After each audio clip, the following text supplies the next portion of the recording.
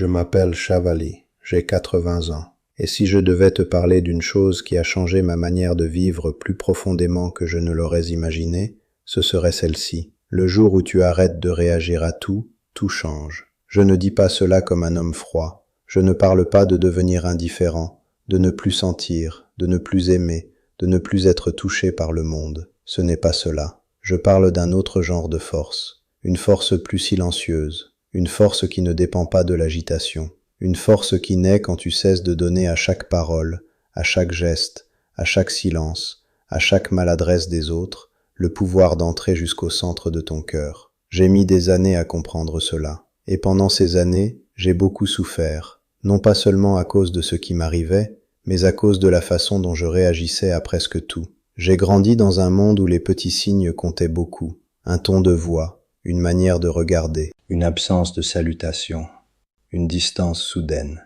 une lenteur dans la réponse. Tout cela avait du poids.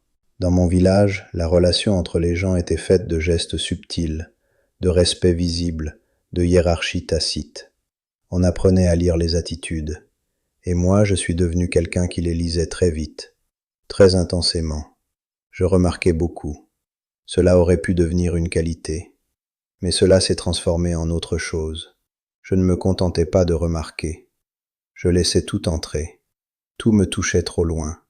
Et je ne savais pas encore que cette disponibilité sans discernement détruirait ma paix.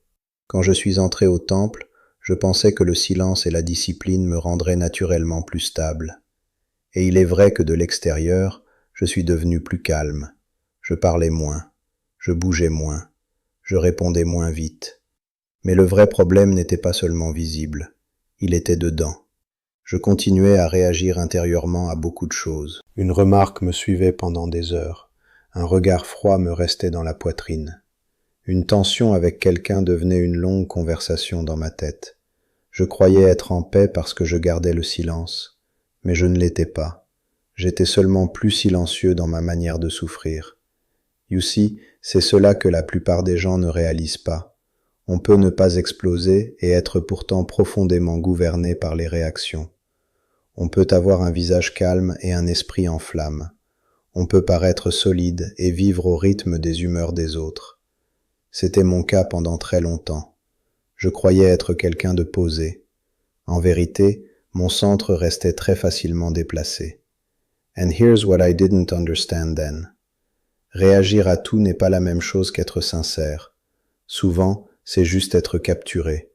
Capturé par le regard des autres, par leurs mots, par leur maladresse, par les histoires que ton esprit construit autour de tout cela. Une personne disait quelque chose. Le fait était simple, mais mon esprit y ajoutait une interprétation, puis une blessure, puis une histoire, puis une inquiétude. Et à la fin, ce n'était plus l'événement qui vivait en moi, c'était tout ce que j'avais fabriqué autour. Voilà ce qui me vidait. Je me souviens très bien d'une période de ma vie où cela est devenu impossible à ignorer. J'étais déjà un homme âgé. De nombreuses personnes venaient me voir au temple pour me demander des conseils, parce qu'elles voyaient en moi une forme de calme. Mais il y avait encore dans mon cœur une vieille habitude, celle d'entrer intérieurement dans presque tout. Un jeune moine parlait sèchement, et je le portais longtemps. Un visiteur se montrait arrogant, et mon esprit continuait à répondre après son départ. Une différence d'opinion devenait un trouble durable. Et un soir, après avoir laissé une très petite situation occuper tout mon intérieur, j'ai senti une fatigue immense. Pas une fatigue du corps, une fatigue de réaction.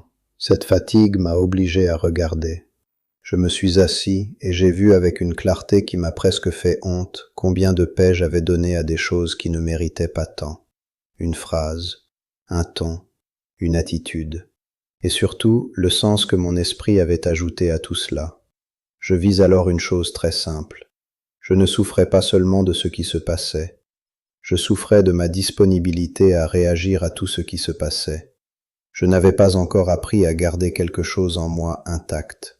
You know what surprised me most? Quand j'ai commencé à moins réagir, je ne me suis pas senti plus vide. Je me suis senti plus entier. J'avais peur qu'en réagissant moins, je devienne froid, moins humain, moins attentif. Mais ce fut l'inverse.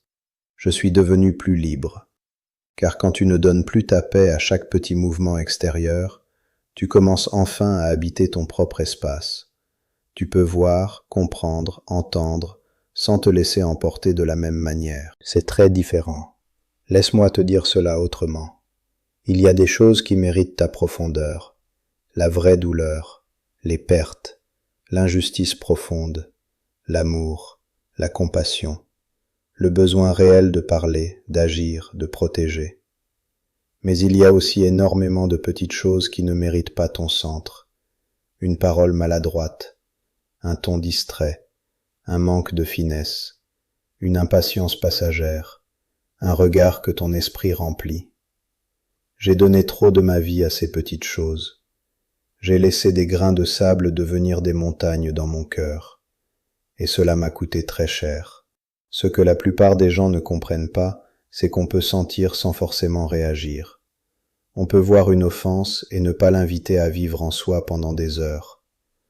On peut remarquer un manque de respect et ne pas en faire une identité. On peut sentir de la colère monter et ne pas lui donner immédiatement les clés de la maison. Cette différence est immense. Elle ne supprime pas l'émotion, elle empêche juste qu'elle devienne tout. And this is where everything changed. J'ai commencé à créer une petite distance entre ce qui arrivait et ce que j'en faisais.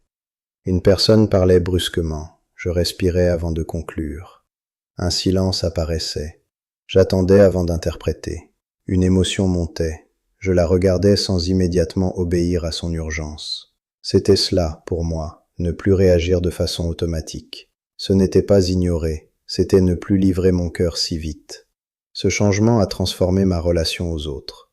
Je suis devenu plus lent à prendre les choses personnellement, plus lent à conclure, plus lent à faire d'un instant un récit sur ma valeur.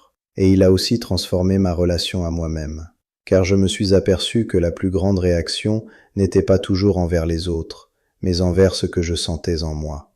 Je réagissais à ma peur, à ma honte, à mon inconfort. J'ajoutais du combat là où il y avait déjà assez de difficultés. En devenant moins réactif envers moi-même aussi, une nouvelle forme de paix s'est installée.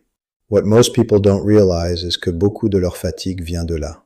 Pas seulement des problèmes réels, mais de la manière dont ils se laissent emporter par chaque petite secousse. Une journée peut être presque simple, et pourtant être intérieurement lourde si tu as réagi à tout.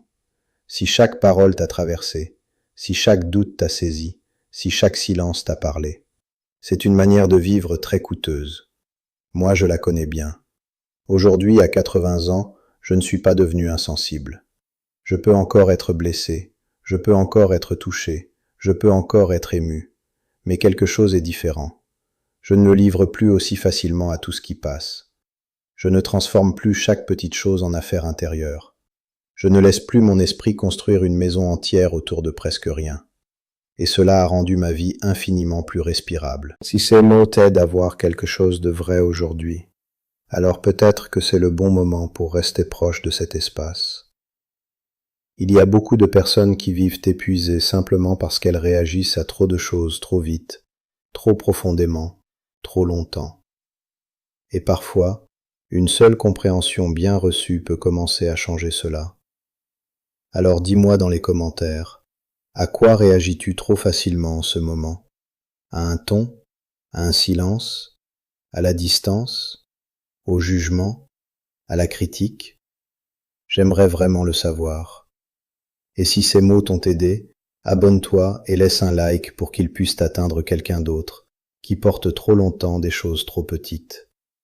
Parce qu'au fond, beaucoup changent le jour où l'on arrête de donner à tout le pouvoir de nous déplacer.